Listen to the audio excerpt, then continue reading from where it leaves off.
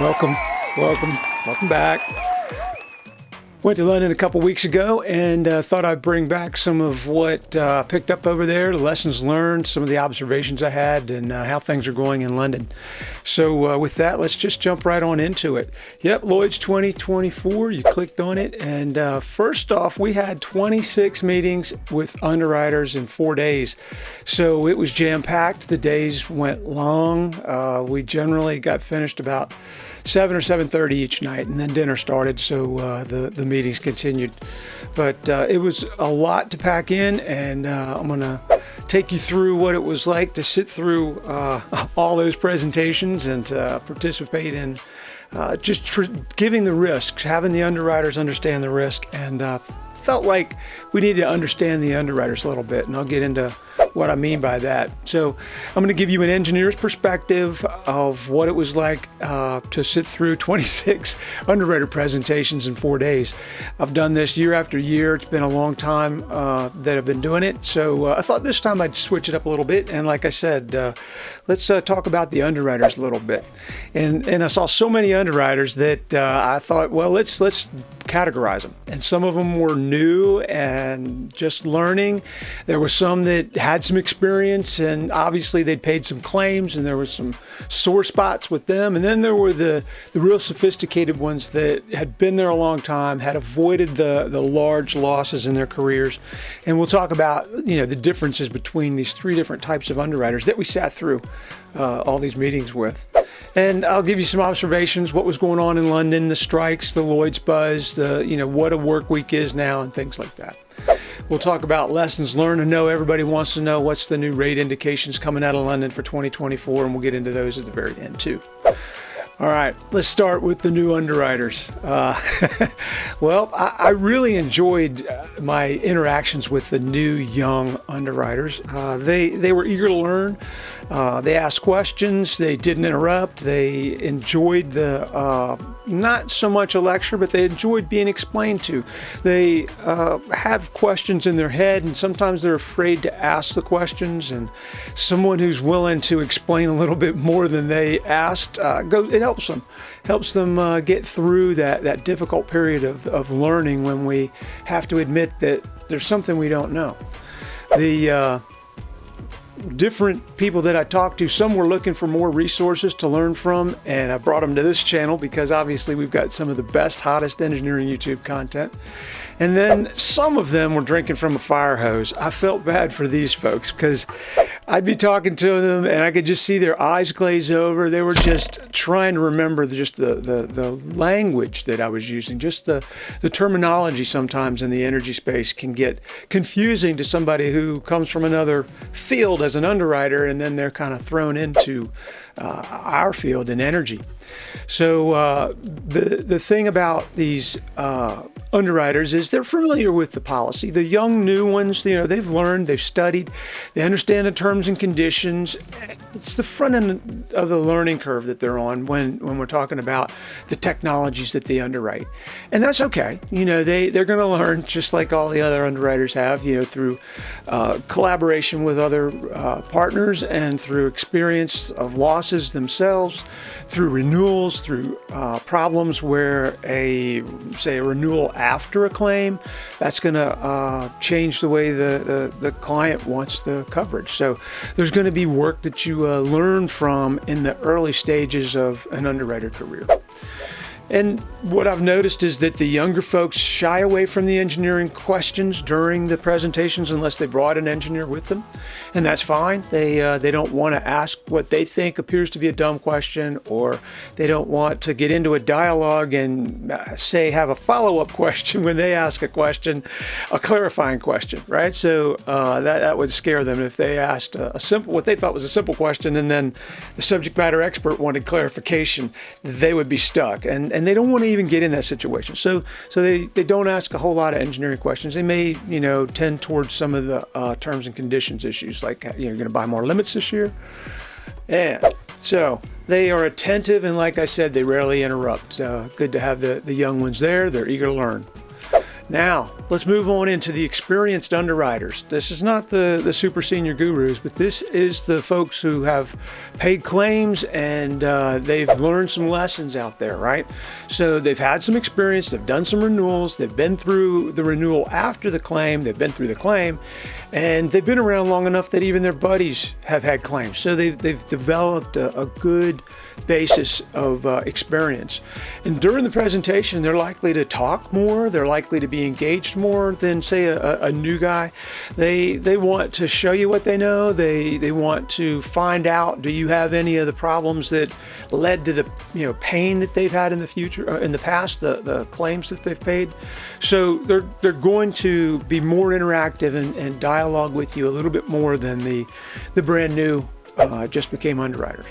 And they'll push engineering issues. The experienced folks who've paid for fleet issues, known fleet issues, they're going to push. They're going to find out what you're doing about the fleet issues that everybody should be working on. And some are going to give you credit towards improvement. They want to say that it's called distinguishing risks. Okay, that's great. And if you do something to improve risk, shine the light on it. So many folks show up to London and all that is there to show what they've done are the engineering reports. That's not near enough. The engineering reports basically describe the facility and then they give you recommendations for improvement. Well, there's a lot more that can make your risk look better. And at these meetings is the time to present that information to the underwriters. Sometimes it goes over their head, believe it or not. We'll talk about that later. All right, what about the senior level gurus, the folks that have been out there for a real long time and they're still working? For some reason, they still like insurance. I know some folks like that. Well, they're out there and they've pretty much dodged all the big losses that have come across the industry during their careers. And it's not necessarily by accident. These guys and folks know what they're doing. They look at the risks, but they know the policy, they know the technology that they're underwriting, and they know the loss history of the industry, the sector, and of that particular client. So they're very well versed and ready to negotiate insurance for that client. All right. And if they're even talking to you, you're doing most of the things right, because these folks don't waste their time on companies that have poor loss histories or poor attitudes towards risk management. They just don't bother. You might get them on the agenda and then they don't show up for the meeting, but they're not going to show up and waste their time on accounts that are a waste of time. All right. They quickly understand a risk in their segment. So what are they there for? They're trying to determine the personality of the company. What do I mean by the personality of the company? Well, is it a company that likes to take risk? Is it a company that likes to avoid risk? Is it a company that likes to be aware of risk and then manage risk? Do they respond or do they react? So this is what the senior guru level underwriter is going to be doing. They may even toss out some softball questions that could trap you. Things like, so what about your fire pumps? Are all the fire pump test results doing okay? We hear about, industry like this where the fire pumps are old and they don't work very well. Let me tell you, when you hear a question like that, don't say your fire pumps are great unless they really are. You're being set up. So be careful when you're talking to the seniors. They really know what they're doing. And like I said, they're looking to deal with somebody that they can trust. And they're trying to gauge the personality of that company. Alrighty, well, what kind of observations did I have while I was over there? The train strikes continue. So even though we flew thousands of miles to meet with underwriters, they couldn't get into London to meet with us face to face. So we sat at a conference table and did virtual sessions with those who were stuck by the train strikes. And it happened. It was the same thing last year. You just have to be ready for it. It doesn't look like there's an end in sight. Now it looks like the farmers across Europe are going on strike as well. So if you have to travel to Europe, just be aware and pay attention to what's happening. So in London, basically there's a rule that, people or certain companies have a rule where your employee has to work on Wednesday. As an employee, you have to work on Wednesday and then pick any 2 other days. So pick Tuesday and Thursday. Now you've got a Tuesday, Wednesday, Thursday work week, or pick Monday through Wednesday or Wednesday through Friday, or a variation of that. But what ends up happening is that you get the bulk of the city commuting and coming in Tuesday, Wednesday, Thursday. The new work week is Tuesday, Wednesday, Thursday. Well, what happened at Lloyd's was they got spread out, right? The entire building was coming in Tuesday, Wednesday, Thursday. Some realized that, hey, the trains are less crowded on Friday. I'll come in on Friday anyway, just to have the peaceful commute. So you got a lot of people that like to come in on the off days, Monday and Friday, because those days have the restaurants you can eat anywhere you want, when you want. The trains are empty. You can get a seat when you want. So we're starting to see people shift their schedules a little bit based on, the opportunity to find a peaceful commute, which is very interesting. And you could just another quick look at Lloyd's. They moved several of the floors to where you have some completely empty floors, and now you have several more full floors so that there's a buzz. Okay. One of the other things that I picked up while I was there, that engineers with 5 to 10 years of experience are in demand in the oil and gas sector, and that especially in the LNG world, that there is strong demand for employment. So it's just some of the things that I've overheard some of the underwriters talking about during these meetings. A subsea pipe replacement can take over 24 months now due to the offshore wind construction. So if you're involved with oil and gas subsea operations, it's something to think about for risk management, that your lead times are going to be a lot longer now with all the development of wind. So, lessons learned. What did I learn? Well, I learned that it is possible to overwhelm an underwriter who is a civil engineer with too much technical information if you're coming straight from chemical and mechanical and the process fields. And that's fine. They still appreciate a highly technical presentation. I remember going over several times where the presentation was 45 minutes of financials and basically a rundown of this next year's schedule for inspections for engineering. That's all that they got. Whereas this time we had much more technical, heavyweight presentation. It got into the things that the engineering reports did not highlight.